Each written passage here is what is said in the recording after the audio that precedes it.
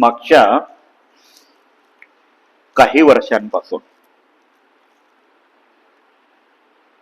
बौद्ध तरुणांच्या प्रेमसंबंधातून होणाऱ्या हत्या हा एक अतिशय कठीण विषय होऊन बसलेला आहे. मुळात आंतरजातीय विवाहांमुळं किंवा आंतरजातीय विवाह केल्यामुळे आपण काहीतरी फार मोठी क्रांती करतोय का काय, किंवा आपल्या टपोरीपणाचा आपणच बळी जातोय की काय,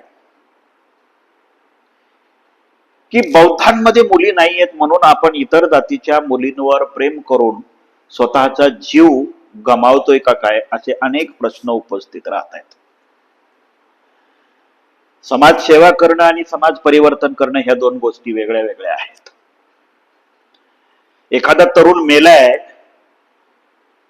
आंतरजातीय विवाहाच्या प्रकरणामध्ये, अर्थात ऑनर किलिंग मध्ये, त्याच्या कुटुंबाचं जाऊन सांत्वन करणं किंवा त्याच्या कुटुंबाला जाऊन भेट देणं किंवा त्या मुलीला जाऊन भेट देणं किंवा तिचं सांत्वन करणं ही समाजसेवा आहे. विराज गेला, तो औरंगाबाद मध्ये सुद्धा काल परवा एक मुलगा 1 वर्षापूर्वी गेला, आज सक्षम गेलाय. असे आपले कितीतरी मुलं दुसऱ्या जातीच्या मुलीवर प्रेम केलं म्हणून मारली जात आहेत. मुलं आपली जात आहेत, ती परत येत नाही आहेत. मुली जिवंत आहेत. खर तर प्रेम दोघांनीही केलं होतं, मारायला दोघालाही पाहिजेत होतं. पण आमची संस्कृती आम्हाला ते शिकवत नाही, आमची संस्कृती आम्हाला ते अधिकार देत नाही. आमच्यासोबत कितीही कोणी दुश्मनकीनं वागला तरी त्याच्यासोबत प्रेमानं वागणारी आमची संस्कृती आहे. ब्राह्मणवाद्यांनी बुद्धाला भारतातून उद्ध्वस्त केलं, पण बुद्धाने कधीही ब्राह्मणवाद्यांना उद्ध्वस्त करण्याचा विडा उचलला नाही. बुद्धाने नेहमीच शांती आणि अहिंसेच्या मार्गाने जगाला जिंकण्याचं काम केलेलं आहे. पण मागच्या काही वर्षापासून आपल्या पोरांची जी हत्या होतीये, आपली पोरं जी संपवली जात आहेत, यावर कुठंतरी आपण बोलणं फार गरजेचं आहे. भावना आहेत, बोलावं की नाही हा सुद्धा प्रश्न आहे. पण मुळात विषय असा आहे की 1 खून झाला, 2 खून झाले, 3 खून झाले, 4 खून झाले, वर्षाला, 6 महिन्याला, 2 वर्षाला कुठं ना कुठं तरी एखाद्या बौद्ध तरुणाने एखाद्या अदर जातीच्या मुलीवर प्रेम केलं म्हणून त्या तरुणाची हत्या केली जाते आहे, आणि आम्ही फक्त निषेध आणि मोर्चे करून शांत बसतो. काय होतं जास्तीत जास्त, त्या आरोपींना शिक्षा होते. 5-10 वर्षे ते जेलमध्ये राहतात, सुटून येतात. आयुष्य त्यांचंही बर्बाद होतं, आयुष्य आपलं तर बर्बाद झालेलंच आहे. पण यावर आपण काही तोडगा काढणार आहोत की नाही, आपल्या मुलांना काही संस्कार शिकवणार आहोत की नाही, आपल्या मुलांना संस्कार, संस्कृती, साहित्य काही शिकवणार आहोत की नाही, आपल्या धर्मातल्या मुली करण्यासाठी. आपल्या धर्मामध्ये मुली नाही आहेत का? म्हणजे जिथे आपलं जमतच नाही तिथे आपण का जाऊन आपलं आयुष्य उद्ध्वस्त करून घ्यावं, हा सुद्धा प्रश्न महत्वाचा. बरं, यामध्ये दुसरा महत्वाचा मुद्दा असा आहे की आपल्यामधले जे सरकारी अधिकारी असतात, म्हणजे IAS आहेत, IPS आहेत, IRS आहेत, IFS आहेत, किंवा 1st क्लास पासून ते 4th क्लास पर्यंतचे आहेत, किंवा राजकारणामध्ये यशस्वी झालेले नेते आहेत, यांच्या सुद्धा बायका अदर जातीच्या आहेतच, पण त्यांचा खून होत नाहीये कारण ते सक्षम आहेत. खून कोणाचा होतोय, मारलं कोणाला जातंय? जो सुशिक्षित बेरोजगार आहे, जो टपोरी आहे, जो गुन्हेगार आहे, है ना, जो गुन्हेगार आहे, ज्याचं स्वतःचं उत्पन्नाचं साधन कुठलंच नाहीये, अशा लोकांना प्रेम प्रकरणांमध्ये मारून टाकलं जातं, त्यांची हत्या केली जाते. पण यातून साध्य काय होतं, तर यातून साध्य हेच होतं की त्यांना जात सोडायची नाही. मग त्यांना जात सोडायची नाही आहे, मग तुम्ही तुमचा धर्म सोडून दुसऱ्या जातीच्या मुलींवर प्रेम का करता? आता बरेच तत्वज्ञानी हे सांगतील की बाबा प्रेमाला जात नसती. अरे पण जातीमुळे तर तुझा खून झालाय, आणि एकाचा झाला नाही, दर वर्षाला 6 महिन्याला कोणाचा ना कोणाचा खून होतच आहे. मग प्रेमाला जात नसती म्हणणाऱ्यांनी अशाच पद्धतीनं आपलं बलिदान प्रेमासाठी किती दिवस द्यायचं, है ना? हा सुद्धा प्रश्न आहे ना. यावर तुम्ही कधी विचार करणार आहात की नाही, है ना? आपल्या समाजामध्ये सुंदर मुली नाही आहेत का? सुंदर मुलींचे आई वडील नाही आहेत का? सुंदर मुली तुम्हाला लोक देत नाही आहेत का? देतायत.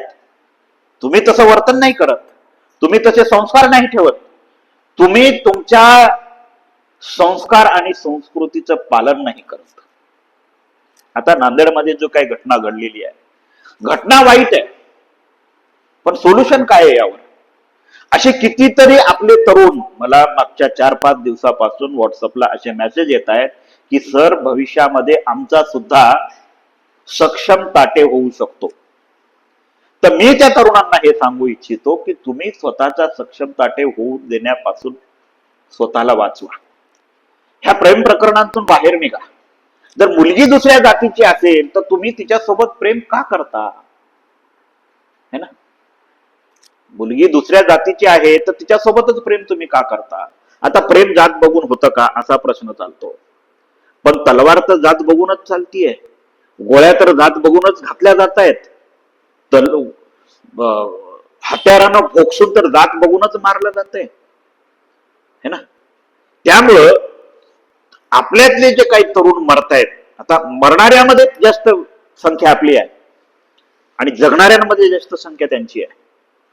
5-10 वर्ष जेल होती, जेल झाल्याच्या नंतर ते बाहेर येतात, ते पुन्हा संसार करतायत. पण तुमचा जो आज गेलाय त्याचं काय, है ना? तो पुन्हा येणार आहे का? किंवा त्यातून आपण काही शिकणार आहोत का? हा सुद्धा प्रश्न महत्वाचा आहे. मुर्द्यामागं मुर्दे पडत चाललेली आहेत आपल्या तरुण पोरांची, आणि आपण फक्त निषेध मोर्चे, त्या घराला जाऊन भेट देणं, त्याच्या न्यायालयीन लढ्यामध्ये मदत करणं इथपर्यंतच थांबतोय. पण हे कुठंतरी थांबलं पाहिजे. यासाठी आपल्याकडे काय उपाययोजना आहेत हे सुद्धा पाहणं गरजेचं आहे.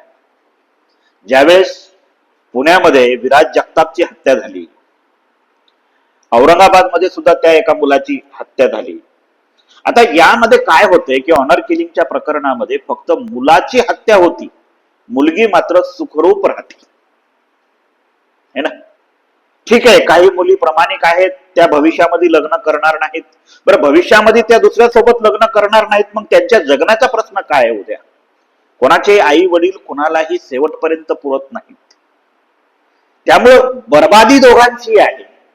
ह्या बर्बादीतून वाचण्यासाठी खरं तर जात व्यवस्था इतक्या टोकाला गेलेली आहे की तिने पूर्णपणे गुन्हेगारी रूप धारण केलेलं आहे. आणि त्यामुळं गुन्हेगारी रूप धारण केलेल्या जाती व्यवस्थेमध्ये आपण जर परिवर्तनाचे टेंबे घेऊन दरवेळेस मिरवत राहिलो तर आपले मुर्दे पडल्याशिवाय नक्कीच राहणार नाहीत. आणि त्यांना आंतरजातीय विवाह केला पाहिजे असे फुकटचे सल्ले देणारे मात्र स्वतःच्या जातीमध्येच विवाह करत असतात. आंतरजातीचं समर्थन करणारे सुद्धा स्वतःचं लग्न मात्र स्वतःच्या जातीत करतात, स्वतःच्या पोराचं लग्न स्वतःच्या जातीत करतात, स्वतःच्या बहिणीचं लग्न स्वतःच्या जातीत करतात. ते दुसऱ्याच्या जातीमध्ये कधी लग्न करत नाहीत. त्यामुळं बौद्धांनी खरं तर अशा इन्सिडेंट मधून थोडं शहाणं होण्याची गरज आहे. आपल्यामध्ये मुली नाही आहेत का? शिक्षित नाही आहेत का? चांगल्या नाही आहेत का? रूपवान नाही आहेत का? संस्कारिक नाही आहेत का? तर आहेत. गरज आहे आपल्याला शिक्षित होण्याची, आपल्याला संस्कारित होण्याची, आपल्याला टपुरी धंदे फालतूचे सोडून देऊन कामधंदे करण्याची, आपल्याला आपल्या कुटुंबाचा विकास करण्याची. अरे, पोरीची स्थळं तर घर चालून येतात. प्रेमामध्ये पोरी स्वतः होऊन पडतात. तुम्ही एमपीएससी यूपीएससी करा, सरकारी नोकऱ्यांमध्ये लागा, उद्योग व्यवसाय उभे करा, है ना? तुम्ही तुमच्या आर्थिक विकासाचा प्रयत्न करा. मुली तुमच्या मागे लागून येतील हो, कुठल्याही जातीच्या येतील, कुठल्याही धर्माच्या येतील. तुम्ही सक्षम असाल तर तिथं जात आडवी येत नाहीये. पण तुम्ही जर आर्थिक कमकुवत असाल तर तिथं जातच नाही, तिथं सगळंच आडवं येतं आणि एक दिवस ते सगळं तुम्हाला आडवं पाडून निघून जातं. त्यामुळं प्रेम करत असताना जात बघून प्रेम केलंच पाहिजे. प्रेम करत असताना जात बघून प्रेम केलंच पाहिजे, कारण ती जात भविष्यामध्ये तुमचा घात करू शकते. आणि असे अनेक घात आपल्या पोरांचे मागच्या काही वर्षापासून होत आहेत. पोरं जात आहेत ती परत येत नाहीत. प्रेम जरी जिवंत राहिलं तरी माणूस आपला पुन्हा भेटत नाही. ज्या आईचा मुलगा मरतो ना, त्या आईला त्याचं दुःख माहिती असतं. ज्या बापाचं पोरग जातं ना, त्या बापाला त्याचं दुःख माहिती असतं. ते इतरांना कळत नाही. त्यामुळं अशा आंतरजातीय विवाहांमधून फार मोठी काहीतरी समाज सुधारणा होतीये. या गोड बंगालातून आपण बाहेर निघालं पाहिजे. आज सक्षम गेलाय, उद्या पुन्हा कोणाचा नंबर येईल, परवा अजून कोणाचा नंबर येईल. आपण फक्त निषेध आणि मोर्चे करत बसण्यापेक्षा यातून आपल्या मुलांचं माइंड डायव्हर्शन करणं आणि आपल्यातल्याच मुलींसोबत प्रेमविवाह असेल किंवा लग्न असेल, हे करण्यासाठी त्यांना प्रवृत्त करणं काळाची गरज आहे. अन्यथा सक्षम गेलाय, विराज गेलाय, तो औरंगाबादचा सुद्धा एक मारल्या गेलाय, असे कितीतरी मारले जातील आंतरजातीय विवाहांच्या आडून. कारण जात ही एक दहशतवादी व्यवस्था आहे.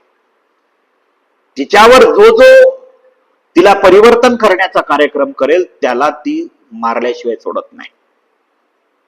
त्यामुळं आपण तिचे बळी न होता आपला जो नवीन मार्ग बाबासाहेब आंबेडकरांनी आणि बुद्धांनी आपल्याला दिलेला आहे, तो मार्ग स्वीकारून आपण आपल्या कुटुंबासह जीवनाचं कल्याण करणं काळाची गरज आहे.